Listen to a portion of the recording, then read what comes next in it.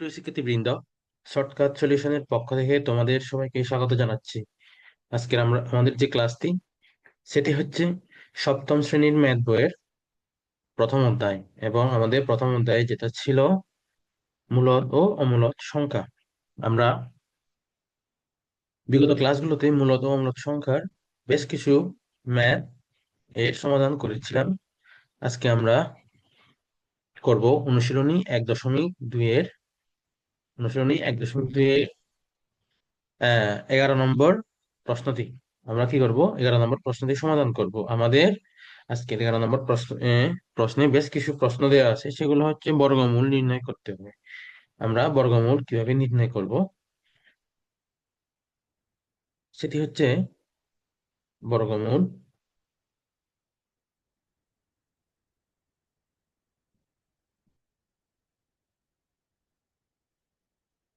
বর্গমূল নির্ণয় করব। আমাদের প্রথম প্রশ্ন দেওয়া আছে। প্রথম প্রশ্নে দেওয়া আছে হচ্ছে 0 দশমিক 0.0 0.3 6 এটিকে আমরা বর্গমূল নির্ণয় করব। প্রথমে আমাদের কি করতে হয়? আহ যেহেতু যেহেতু দশমিকের আগে পূর্ণ সংখ্যা শূন্য, তাই এখানে দাগ না দিলেও চলবে। আমাদের এখন দিতে হবে আমাদের এখন দিতে হবে দশমিকের পরে জোড়ার উপরে দাগ চিহ্ন দিতে হবে। দাগ চিহ্ন দিতে হবে। তারপর এদিকে ভাগ চিহ্ন দিতে হবে। ভাগ চিহ্ন দেওয়ার পরে আমরা এখন ভাগ করব। যেহেতু আমাদের এখানে দশমিক আছে, তাহলে আমাদের লিখতে হবে এখানে একটা দশমিক। দশমিক মানে দশমিক দিতে হবে। দশমিকের পরে আমাদের দেয়া আছে 36। আমরা জানি 36-এর বর্গমূল হচ্ছে কত? 36-এর 36-এর বর্গমূল হচ্ছে 36। 36-এর বর্গমূল হচ্ছে 6। 6 6 6 কত? 36। 36। তাহলে উত্তর হবে 0.6। উত্তর কত হবে? 0.6। এরপরে দেওয়া আছে 2.25। 2.25 2.25-এর ওপর দাগ চিহ্ন দিব। তারপর ভাগ চিহ্ন দিব। ভাগ চিহ্ন দেওয়ার পরে আমরা পাবো, আমরা যদি এক দ্বারা ভাগ করি, এক একে এক, এক একে এক, এক একে এক। তারপর 2 থেকে 1 বিয়োগ গেলে 1। তারপর এদিকে একের বাম পাশে ভাগ চিহ্ন দিয়ে 2, 1-এর দ্বিগুণ কত? 2। 2। এখন এখানে যেহেতু দশমিক দেয়া আছে, এই দশমিক এখানেও আমাদের দশমিক দিতে হবে। দশমিকের পরে আমরা এই 25টা নামাবো। 25টা নামাবো। 25টা নামালে হয় কত? 125। এখন আমরা যদি এখানে 5 দিই, তাহলে আমাদের এখানেও 5 দিতে হবে। 5 আর 25 গুণ করলে হয় 100। 100 কত? 25।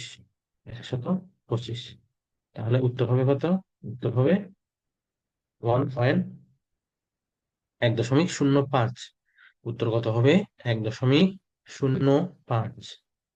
এরপরে আমাদের যেটা দেয়া আছে গ নম্বরে 0.0049। 0.0049।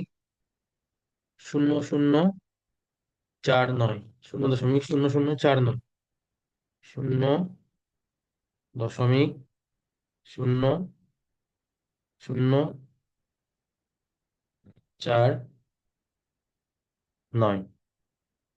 তারপর আমরা প্রত্যেক জোড়ার উপরে দাগ চিহ্ন দিব। তারপরে আমাদের ভাগ চিহ্ন দিতে হবে। এখন আমাদের দেয়া আছে কত? 0। আমরা এখানে 0 লিখব। 0 দেওয়ার পরে এরপরে আছে দশমিক। দশমিক লিখলাম। দশমিক দিলাম। দশমিকের পরে এই শূন্য যেহেতু আছে, এই শূন্যের জন্য হবে আরেকটা 0। এরপর আমাদের দেওয়া আছে কত? 49। আমরা জানি 49-এর বর্গমূল কত? 49-এর বর্গমূল হচ্ছে 7। 7। তাহলে 7 সাথে 49। 49। উত্তর হবে কত? 0.07। এরপরে আমাদের যে অঙ্কটা দেয়া আছে, ঘ নম্বরে, ঘ নম্বরে কি দেয়া আছে? 6 দশমিক, সরি, 641,641,10,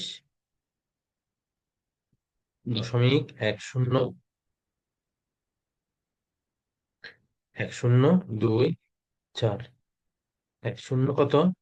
24, 1024। আমরা কি করব এখন? দশমিকের আগে পূর্ণ সংখ্যার ডান দিক থেকে বাম দিকে প্রত্যেক জোড়ার উপরে কি করব? দাগ দিব। দাগ দিলাম। এরপর দাগ দেওয়ার পরে দাগ দেওয়ার পরে দশমিকের পরে দশমিকের পরে কি করব? দাগ দিব। আবার প্রতি সংখ্যার উপরে দাগ দিব। এরপরে আমাদের করতে হবে, কি করতে হবে? এখানে এখানে আমরা যদি এখন করি, ভাগ করি, ভাগ করার ফলে কি হবে? ভাগ করার পরে হবে এখানে 6। আমরা আমরা দেখি, ছয়ের আগের পূর্ণবর্গ সংখ্যা হচ্ছে 4। পূর্ণবর্গ সংখ্যা কত? 4।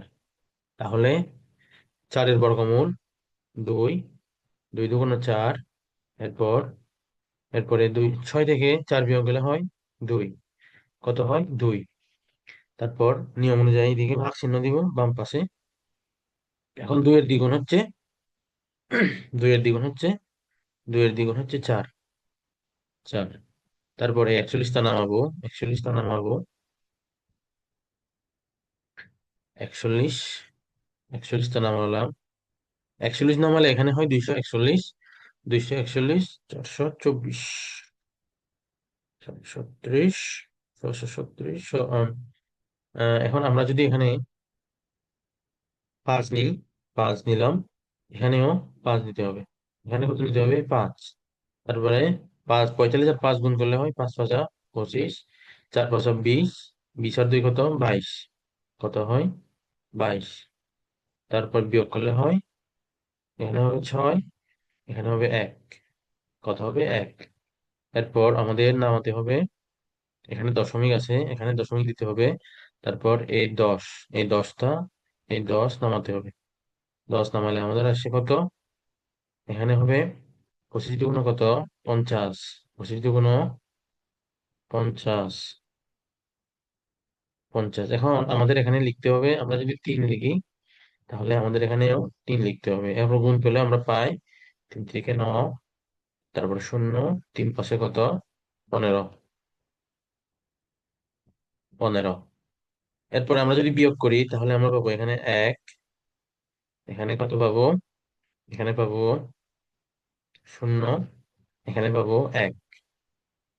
উম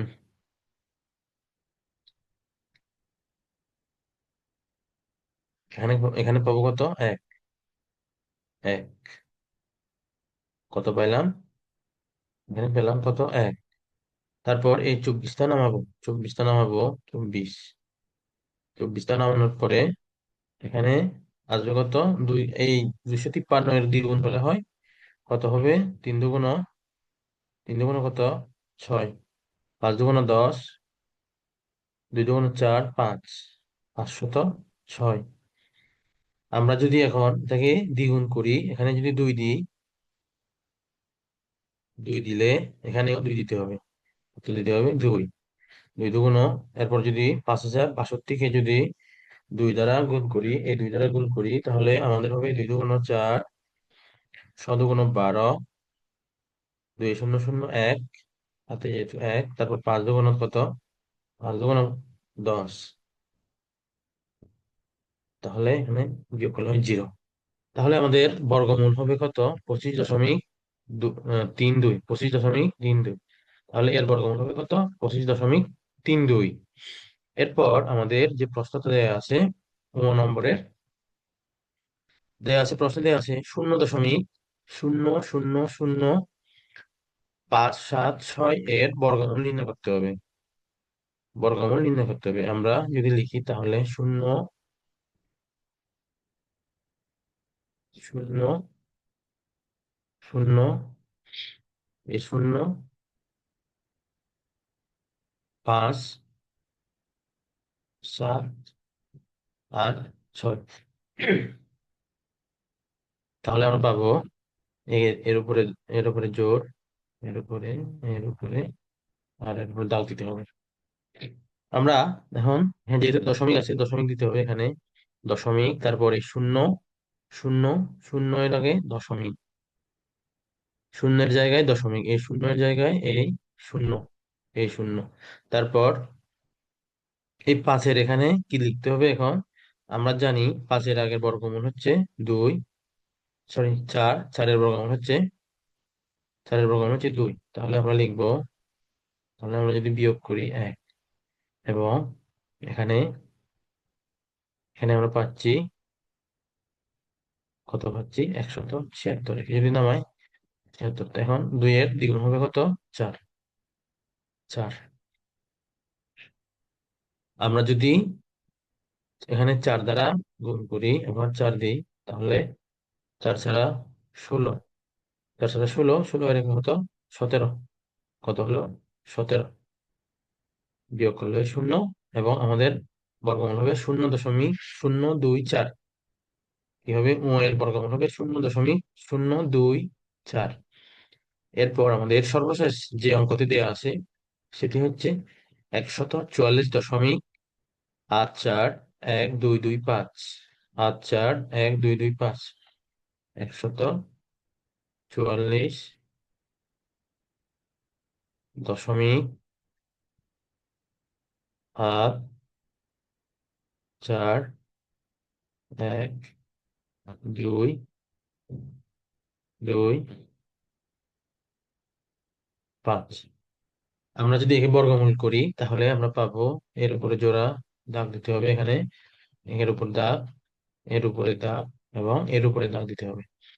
এখন আমাদের যেটা দেয়া আছে, প্রথমটি আছে 1, 1। তাহলে আমরা যদি এটার বর্গমূল করি তাহলে আমরা পাবো 1, 1, 1 একে 1 করলাম।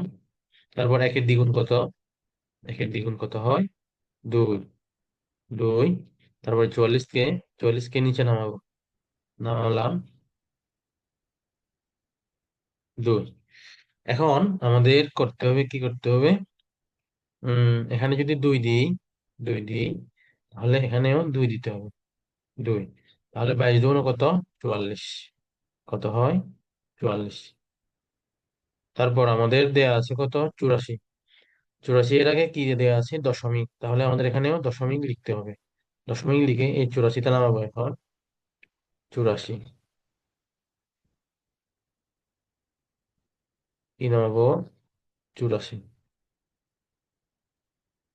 84 তে নামানোর পরে আমাদের কাজ হচ্ছে 12 এর দ্বিগুণ করা। 12 দুগুণ কত হয়? 24। 24। এখন আমাদের, আমরা যদি এখানে এক, এক ও বসাই, তাহলে এই এক যদি 241টা যদি আমরা এক বসাই, তাহলে এই 241টা 44 থেকে বড় হয়। তাহলে আমাদের কি করতে হবে?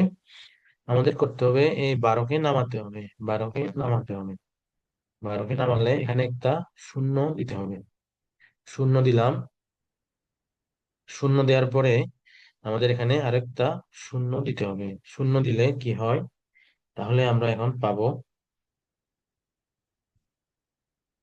আমাদের এখানে একটু ক্যালকুলেশন করতে হবে। ক্যালকুলেশনটা আমি করতেছি।